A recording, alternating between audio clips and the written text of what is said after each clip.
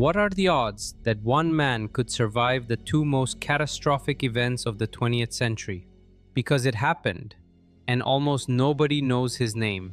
His name was Masabumi Hosono, a Japanese government official traveling alone in second class on the RMS Titanic in April 1912. He was one of only a handful of non-Western passengers on board and the only Japanese national on the ship. On the night of April 14, 1912, the Titanic struck an iceberg at 11:40 p.m. Within 3 hours, the largest ship ever built was at the bottom of the North Atlantic. 1,500 people died in water so cold that survival was measured in minutes. Hosono was asleep in his cabin when the collision happened. He made his way to the deck and found chaos. The lifeboats were being loaded and officers were turning people away, women and children first. Hosono later wrote in a personal letter that he saw a moment where two spots opened in a lifeboat. He made a split-second decision. He jumped in. Lifeboat 10 carried him to safety. He returned to Japan a survivor. He expected relief. What he got was something far worse. Japan in 1912 had a deeply ingrained cultural code around honor and sacrifice. Surviving when others died was not seen as luck. It was seen as cowardice. The Japanese press destroyed him. Newspapers called him a disgrace. His own employer, the Ministry of Communications, fired him.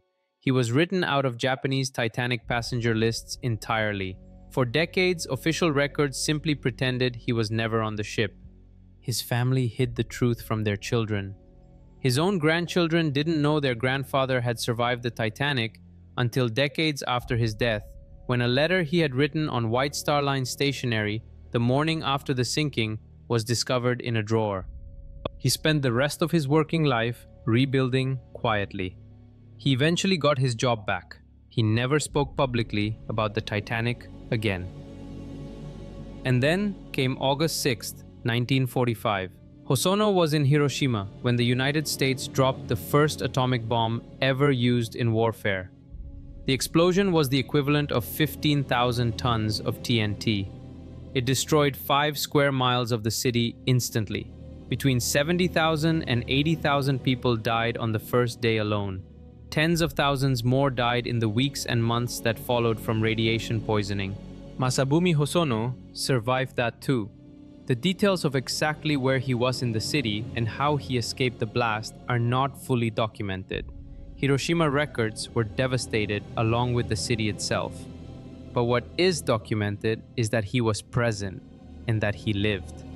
He died the following year in 1946, likely from the effects of radiation exposure.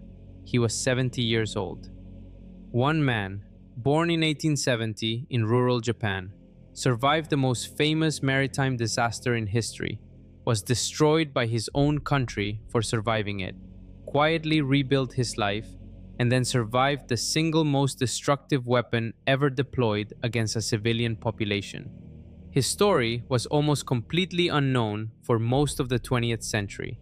It was only when his grandchildren found that letter, written calmly on White Star Line paper the morning after the Titanic sank, describing the night in precise and heartbreaking detail, that the world began to piece together who Masabumi Hosono actually was. History remembers the Titanic. History remembers Hiroshima.